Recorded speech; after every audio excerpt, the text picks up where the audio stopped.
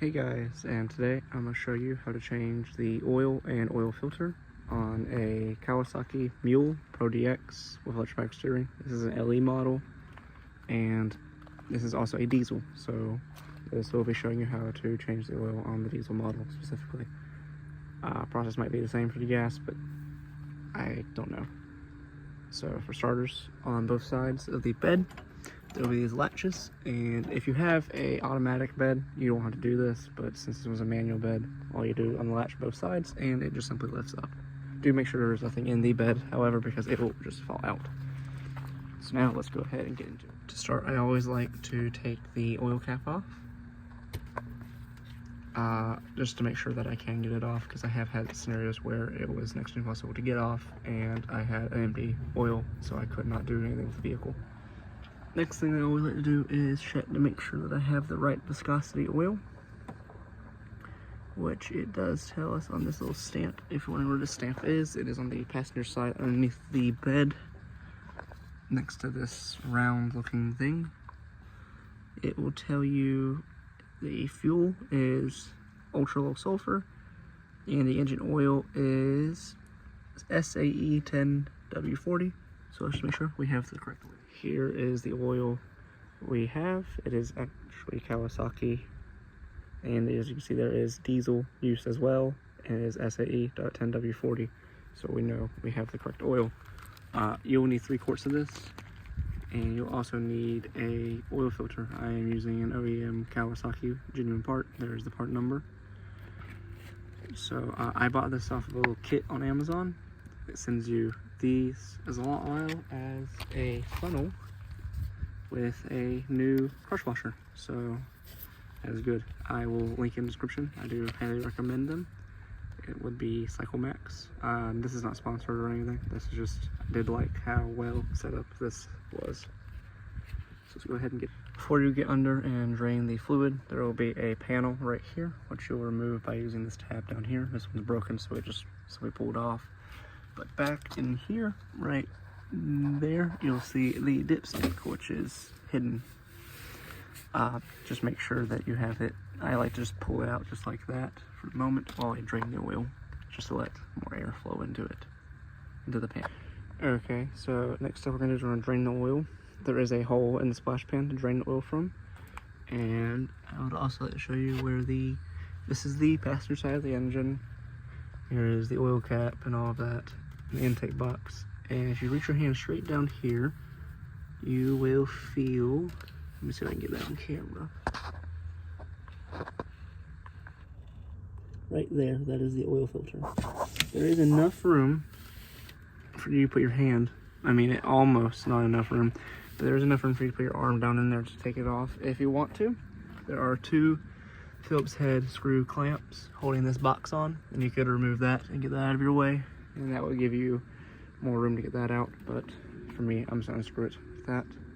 Let's go ahead and drain the oil. So under the Mule, you will see this. These are the back wheels. You'll see this oblong hole, and right there is the drain plug. It is a 17mm, and it comes free pretty easily. So we're gonna go ahead and put the drain pan right here and drain it. Okay, so with the oil draining, here is our drain plug. It is not magnetic or anything, so you'll have to wipe it off. You'll have to wipe it off just to get the old crush washer off.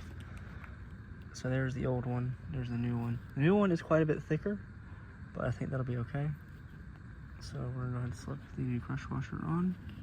And it's gonna be a little bit tight, because this one was a little bit tight. So let's go ahead and get this. Okay, so it turns out that the new crush washer is too small in diameter to fit over the head. So I'm just gonna clean up this one and make sure I put it on the same direction, which as we can see is bent kind of up. So you want the flat portion, the outer side that's bent, to be down where the inner side lip is going towards the drain plug itself hole.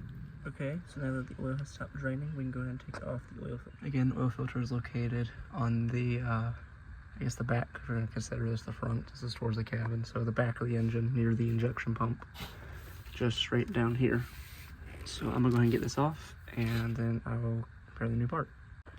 So I actually did have to take the intake box out to the little, I'm not actually sure what purpose it served, but there's 2 Phillips heads and a 10mm bolt attaching it to the coolant tube. So, and then it just wiggles away out. It would do it from the driver's side to wheel it off. So let me go ahead and now ample working room. I should be able to get my hand in there and get it out pretty well. Okay, so here's our old part, which is an OE Kawasaki part. As we can see, there's the part number right there and right there. And this has the same writing on it, and they're the same size, shape, etc. So what we're gonna do is we're going to take this plastic cap off, and we're gonna dip our finger into the oil and just put a nice little layer on the oil gasket. That way it doesn't get stuck. This one was pretty hard to get off, so either it's been on there way too long or someone didn't lubricate the seal, one or the other. So let's go ahead and do that. And put this. When reinstalling the oil filter, just grab a paper towel and use it to turn it. You get a little more grip. It says to do it to 12 to 14 Newton meters, but just getting it as tight as you can by hand is just what it needs. So let's go ahead and put the drain bolt back in. Okay, so the kit I purchased came with this little funnel. It's one time use only, paper, obviously, but I do know that the capacity is at least, I think it's 1.8 quarts, so I'm just gonna go ahead and pour this whole quart in, and then we'll start measuring from there. I did tighten the drain plug. On this drain plug, it's actually very easy to know when it's tight, because the moment it stops moving, that's when it's tight. Some drain plugs have a little bit of give in them. This one does not, so you just know exactly when it's tight. Make sure you don't over tighten it, so you can strip it and cause a lot more problems. So just go ahead and just start pouring oil. Okay, so when you're filling up the engine, I would suggest to put 2.5 quarts in it. Start the engine for maybe 5-10 seconds, let the oil filter fill up, and then immediately turn it off.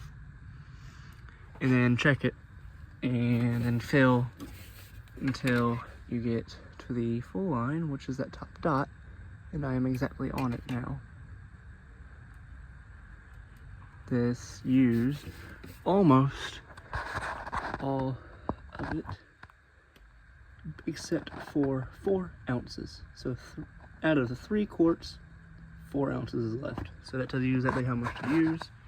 It should be the same. If you just want to go ahead and pour both quarts and then up to 4 ounces into it, that works too. But after that, it is finished. Everything's nice and tight. Check for leaks, obviously.